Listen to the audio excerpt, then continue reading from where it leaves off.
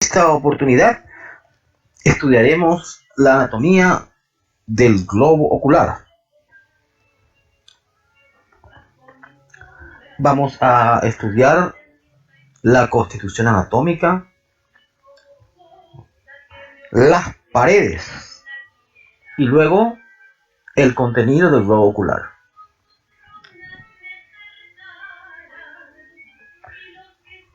El globo ocular tiene forma esférica, levemente aplanada de arriba hacia abajo.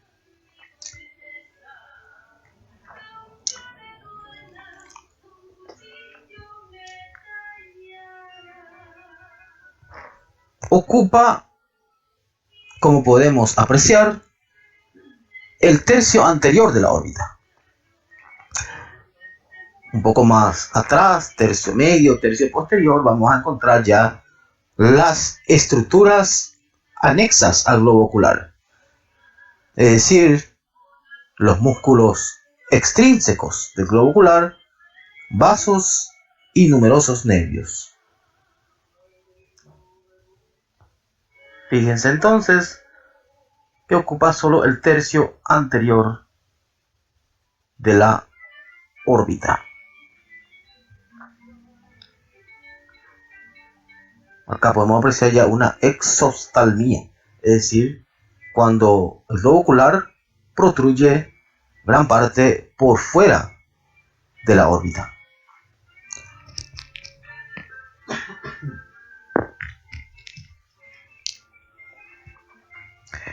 En el globo ocular se describen dos polos, un ecuador y los meridianos.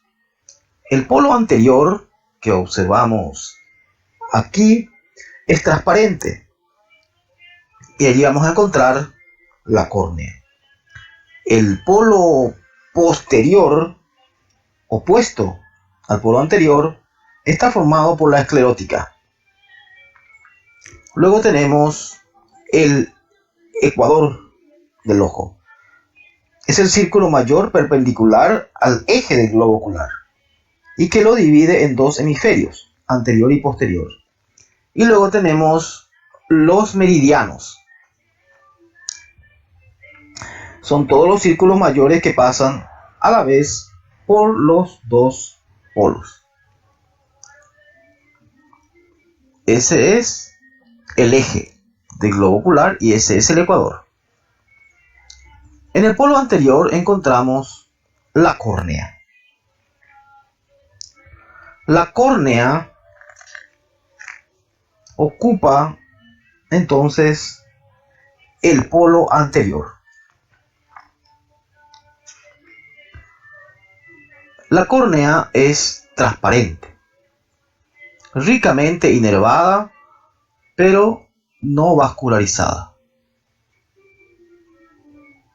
Ahí podemos apreciar el polo anterior ocupado por la córnea transparente. Si no fuera transparente, quedaría más o menos así.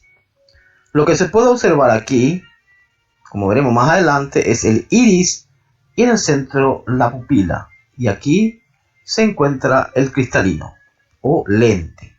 Todo eso podemos apreciar gracias a la transparencia de la córnea.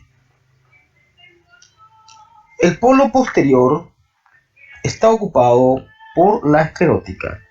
Constituye los 5/6 posteriores de la capa periférica.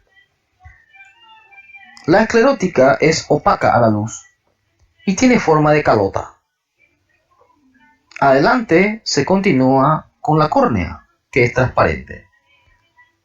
La superficie externa de la esclerótica es convexa y tiene un color blanco azulado. Aquí podemos apreciar la córnea y la unión con la esclerótica. Esta parte blanca que estamos observando hasta la emergencia del nervio óptico es la esclerótica. Ese es lo que marqué ahora, el eje del globo ocular. El nervio óptico que perfora acá, por así decirlo, a la esclerótica no se encuentra en el polo posterior, sino medialmente a 3 milímetros del polo y un poco por arriba, 1 milímetro por arriba.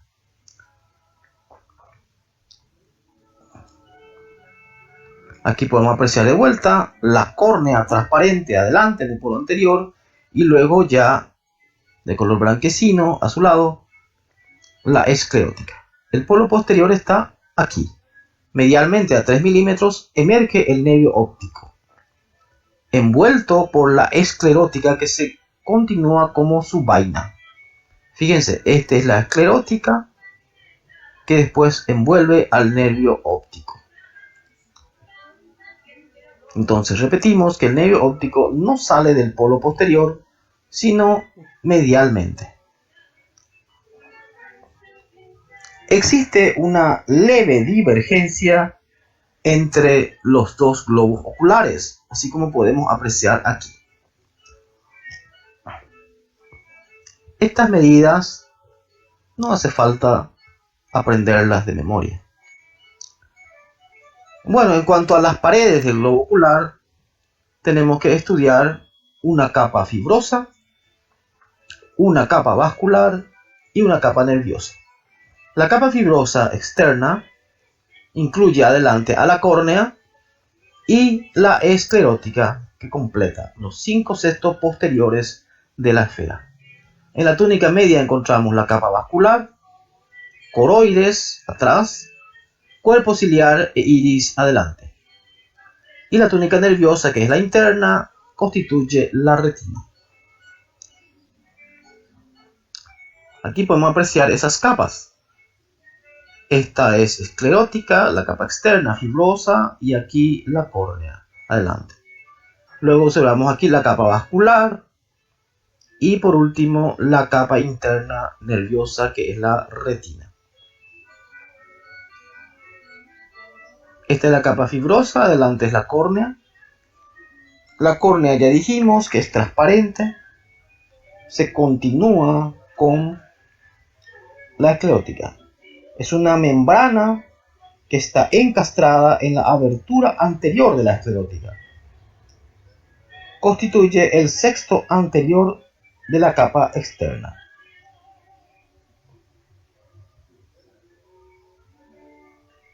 La cara posterior de la córnea viene a ser el límite anterior de la cámara anterior del ojo.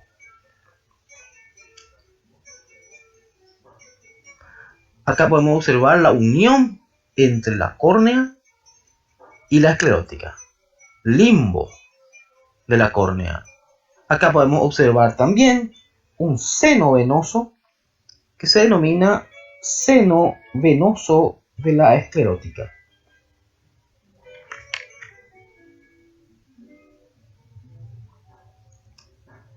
Este sirve como drenaje linfático de la cámara anterior. Aquí podemos observar de vuelta la córnea, la esclerótica, la unión esclerocorneal o limbo de la esclerótica, y aquí observamos el seno venoso de la esclerótica.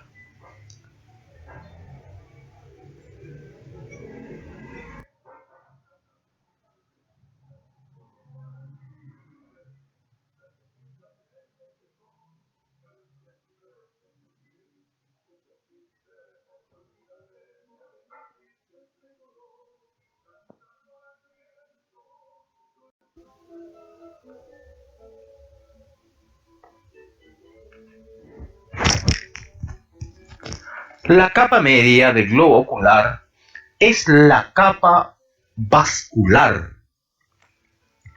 También se le conoce como uvea. Se aplica a la cara interna de la capa fibrosa.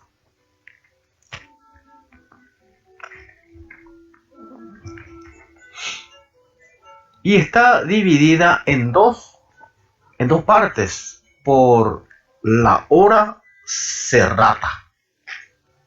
La ora serrata es una línea festoneada ubicada delante del ecuador del globo ocular. Esta formación entonces divide la capa media en dos partes. Una parte posterior, amplia y vascular, denominada coroides, la otra anterior, menos amplia y músculo vascular, el cuerpo ciliar y el iris. A partir de la hora serrata, marcada en esta flecha, se denomina coroides hasta la emergencia del nervio óptico. Y adelante de la hora serrata, acá estamos observando el cuerpo ciliar y más adelante el iris. Esa línea que observamos ahí es la hora serrata. Esta línea que observamos aquí, esa es la hora serrata. Esta capa media vascular es coroides. Acá observamos delante ya de la hora serrata el cuerpo ciliar, que es esto, y acá observamos más adelante aún, detrás de la córnea, el iris. Coroides que observamos ahí representa las 3/4 partes de la esfera hueca.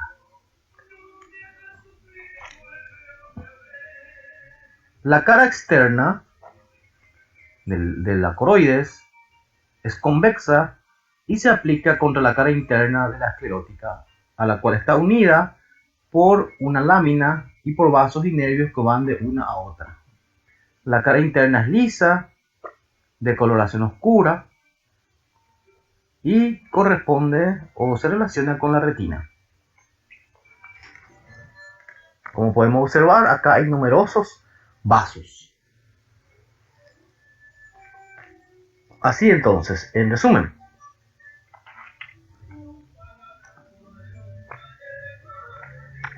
coroides.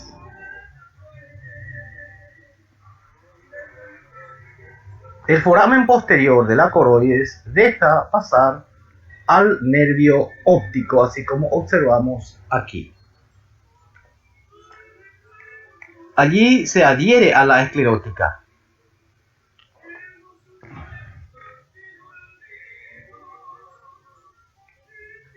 Ahí está marcando el nivel de la hora serrata. Y lo que queda adelante es el cuerpo ciliar.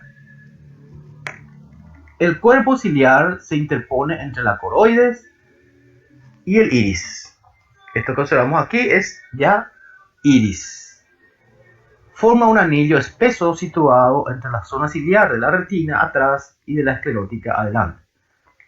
El cuerpo ciliar es una formación músculo-vascular, a diferencia de la coroide que es vascular, que comprende una parte anterior que es el músculo ciliar. Acá vamos a encontrar el músculo liso, denominado músculo ciliar, y una parte posterior vascular, los procesos ciliares. El músculo ciliar, entonces, es músculo liso, que está constituido por fibras meridionales, fibras longitudinales, fibras circulares, y además los procesos ciliares, como ya dijimos. Ese es cuerpo ciliar. Acá podemos observar el músculo ciliar. Esto es proceso ciliar. Esto que estoy marcando, que estoy señalando, es el proceso ciliar y esto es músculo ciliar. En conjunto le denominamos cuerpo ciliar. Los procesos ciliares, dispuestos en forma de corona ciliar, son aproximadamente 80. Se presentan en forma de pliegues ciliares convexos orientados de manera meridiana, separados por canales, los valles ciliares. Entran en contacto con el humor acuoso de la cámara posterior. Y allí se insertan también esta especie de cuerdas que se denominan sonula, que se insertan por otro lado en la periferia del lente o cristalino.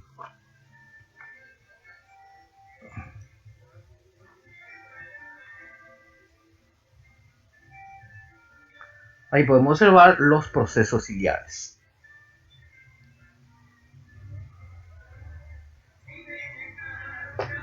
El iris, por su parte, constituye la parte más anterior de la capa vascular. Ahí estamos observando el iris. Es un disco en realidad redondeado de 10 a 12 milímetros de diámetro que presenta una apertura central que se denomina pupila. La pupila es un espacio, es una perforación a nivel de este disco vertical que constituye el iris.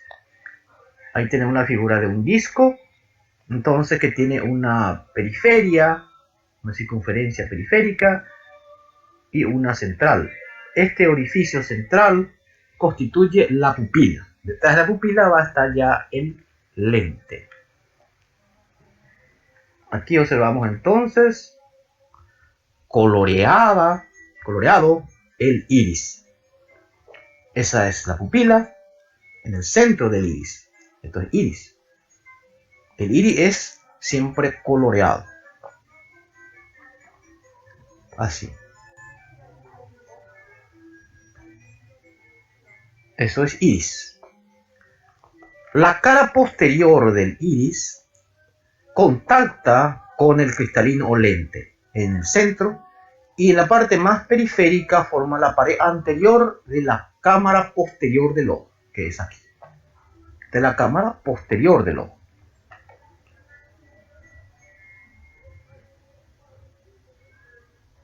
Esa viene a ser la cámara posterior. Por otro lado,